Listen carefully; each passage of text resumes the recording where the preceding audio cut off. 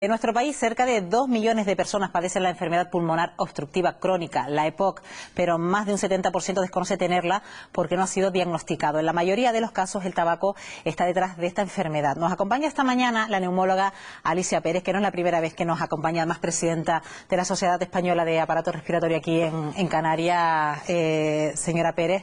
Bueno, la EPOC, para que la gente nos entienda, ¿qué es la EPOC? Bueno, la EPOC es...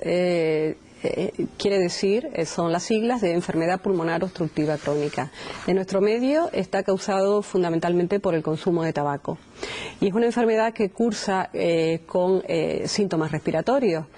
Muchas veces cuando el paciente empieza, al inicio minimiza esos síntomas, que suele tener tos, expectoración por la mañana, flema, y luego a medida que progresa la enfermedad, pues se acompañan otros síntomas como son la falta de aire, lo que nosotros llamamos disnea creciente, imposibilidad de hacer algunas tareas habituales como vestirse, como ducharse, como atarse los zapatos, y ya no te digo el andar, el poder ir al supermercado, el poder ir incluso en trayectos cortos, me imagino. Incluso en trayectos cortos. Desgraciadamente es una enfermedad que estamos diagnosticando muy tarde, cuando ya el enfermo tiene una pérdida importante de la capacidad pulmonar, porque se minimizan los síntomas, piensan que toser y expectorar es normal. ¿Pero quiénes minimizan los síntomas? El propio paciente, ¿no? El propio paciente, porque piensa que eso es debido al consumo de tabaco. Y que toser es normal cuando se consume tabaco, ¿no? Exactamente. Entonces, solamente pide ayuda cuando ya empieza a cansarse, que muchas veces ya ha perdido el 50% de su capacidad pulmonar. El caso es que, mirando los datos, la verdad que alertan un poco, porque la EPOC es la cuarta causa de muerte ya en el mundo. Solo en España es responsable de 18.000 muertes cada año, e incluso ya se habla que en el año 2020 la enfermedad pulmonar obstructiva crónica se sitúa en el tercer puesto de las causas de muerte más frecuentes. ¿Cómo se está trabajando en este sentido? Ya sabemos que incluso desde los centros de atención primaria se pueden diagnosticar estos casos. Sí, desde luego. A nivel nacional se está trabajando, se ha hecho hace años una estrategia nacional de diagnóstico precoz de los pacientes que puedan tener la enfermedad, porque no cabe duda que cuanto antes empecemos a tratarlos, antes empecemos a hacer recomendaciones de que deben abandonar el tabaco, de que deben seguir un tratamiento, de que eso puede hacer que lleven una serie de hábitos de vida, eso puede ayudarnos a que esos pacientes no se deterioren, no colapsen los servicios de urgencia, como nos suelen pasar ahora en esta época invernal en relación a los catarros que les descompensan, y digamos evitar incapacidades laborales, sobre todo porque bueno, el impacto que esto va a tener luego en las familias, personas totalmente dependientes de la oxigenoterapia, muchas veces algunas veces candidatos a trasplante de pulmón, conlleva una carga para la familia también muy importante, no solo para la sociedad, en cuanto a impacto en mortalidad, en cuanto a impacto en incapacidades, sino también para las propias familias, que son gastos que tenemos que tener en cuenta. ¿Cuánta gente acaba dependiendo de una botella de oxígeno en su vida diaria? Vamos, las 24 horas del día prácticamente, doctora. No tenemos, en Canarias tenemos ya miles de pacientes con oxigenoterapia crónica en domicilio, son muchos los pacientes. Eso no cabe duda que llegar a esa situación pues va a depender también de lo precoces que seamos en intervenir, hacer intervenciones en este tipo de pacientes y que dejen de fumar lo antes posible. Claro, yo creo que el tratamiento empieza por ahí, ¿no? Cuando el tratamiento fundamental, empezar a dejar de fumar. Hay que dejar de fumar. Lo que no sé si con el paso de los años sabemos que la ley antitabaco ha endurecido el consumo del tabaco en espacios públicos, pero sí es verdad que antiguamente veíamos como en espacios públicos se fumaba sin ningún tipo de control.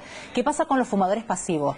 ¿Están apareciendo fumadores pasivos que antaño fumaban el humo de los demás y que ahora son enfermos de la EPOC? Sí, empieza a haber casos también con afectación respiratoria por exposición pasiva al humo de tabaco. Igual que también se diagnostican casos de EPOC, muchos menos en nuestro caso, pero en relación al cocinar con humo de leña, digamos a exposición ambiental. Eso también estamos viendo casos de EPOC en relación a este tipo de situaciones. De una persona que empieza a fumar, ¿cuánto tiempo tiene que pasar, doctora, hasta que se empiezan a manifestar los primeros síntomas de la EPOC? Va a depender un poco del número de cigarrillos que consuma, va a depender de, digamos, de la susceptibilidad genética de cada uno, pero alrededor de 15-20 años de consumo de tabaco es cuando empiezan a tener los síntomas. Normalmente sobre 35 o 40 años ya pueden empezar a tener los primeros síntomas de EPOC si no hay algún otro problema de base asociado. Hoy por hoy la EPOC es generalizado tanto en el ámbito masculino como femenino, me imagino. Y desde que la mujer se ha incorporado al mundo del tabaco y que cada día fuman más mujeres, pues esto ha impactado, esta enfermedad también impacta de forma importante a la mujer. Bueno, una de las pautas a seguir, sobre todo para diagnosticar la EPOC, doctora, es la espirometría, ¿no? Es un aparatito que se coloca en la boca. Explíquenos en qué funciona, porque estamos viendo algunos detalles de cómo se hacen estos primeros diagnósticos. Bueno, lo primero que hay que tener en cuenta es una prueba sencilla, inocua, indolora y bueno, y lo que hay que hacer es una maniobra respiratoria donde el paciente coge aire a través de una boquilla y la expulsa pues de una determinada manera, que tiene que ser fuerte, con fuerza, rápido y digamos prolongada. En esa maniobra se miran una serie de parámetros, de flujos, que son los que nos van a indicar digamos la alteración que pueda o no tener el paciente. Si hay una serie de un parámetro en concreto, que es una relación entre dos de los parámetros que medimos, es la que nos va a indicar que ya hay obstrucción en la vía aérea, que ya hay EPOC en estos pacientes.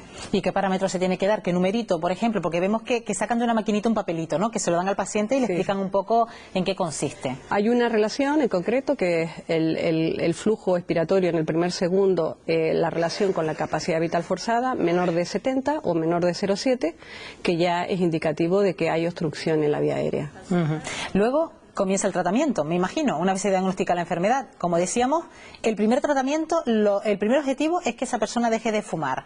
Luego, ¿en qué consiste el tratamiento? El tratamiento, aparte del, como tú bien has dicho, que es fundamental abandonar el tabaco para evitar que la enfermedad siga avanzando, es muy importante seguir la terapia inhalada que el médico, el facultativo, recomienda en cada momento.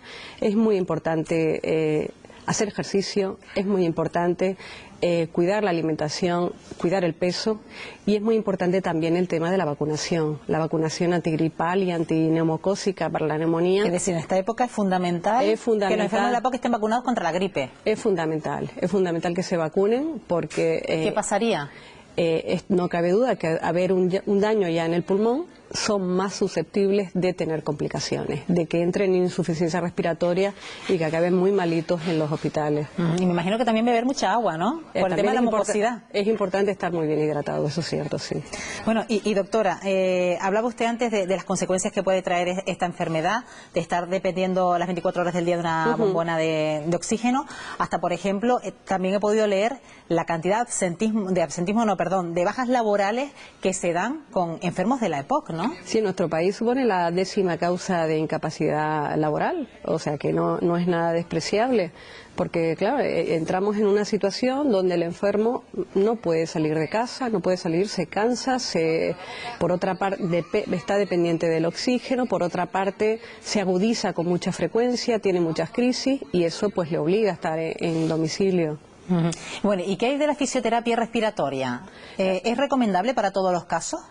Es fundamental. ¿Y es generalizada ya también como tratamiento? Cada día la fisioterapia respiratoria, por lo menos aquí en Canarias, pues digamos ha sido un poquito, en Canarias, no solo en Canarias, a nivel nacional, ha tardado en entrar, pero está entrando y yo creo que está impactando de forma muy positiva, cada día se conoce más, la estamos indicando en los pacientes y desde luego supone un beneficio. ¿Y en qué consiste exactamente? Bueno, en este caso, generalmente el médico rehabilitador valora al enfermo y en función del daño, de la afectación que tenga a nivel muscular, de la musculatura respiratoria, de extremidades, pues va a indicar una serie de ejercicios que pueden ser desde aumentar masa muscular, técnicas para eliminar las secreciones. O sea, hay muchas técnicas que pueden ser aplicadas en estos pacientes. Bueno, como consecuencias de esta enfermedad he podido leer, doctora, usted ya me dice si es cierto o no, sobre una cierta deformidad que se da en los dedos de los pies y de las manos como consecuencia de la EPOC. ¿Esto es así? como unos síntomas, una deformidad como que se tensan los dedos de los pies y de las manos o algo así. No, hombre, sí es verdad que no sé si afecta a las articulaciones. En relación a cuando la enfermedad está avanzada y digamos se pierde el oxígeno, baja en sangre, no cabe duda que también hay otras comorbilidades asociadas al EPOC. Y al no caminar, al no andar, digamos el tener una vida muy sedentaria, como es cardiopatía, como es osteoporosis, como son síntomas de depresión. Es decir, que lleva otras patologías añadidas. Sí. Bueno, pues en cualquier caso, la recomendación básica cuando se encuentra en una situación de este tipo, de gente que le minimiza, como usted decía, los síntomas, porque ser fumador ya lleva consigo toser o expectorar o flema, pues que en cuanto tengan esos síntomas que son, me imagino, muy repetitivos, acudir a un centro de salud que allí nos pueden hacer una prueba diagnóstica, ¿no, doctora? Sin duda. Pues doctora, muchísimas gracias, que al final parece ser que la tos la ha invadido. Pues muchas gracias, doctora, hasta la próxima. Gracias. Bueno, y vamos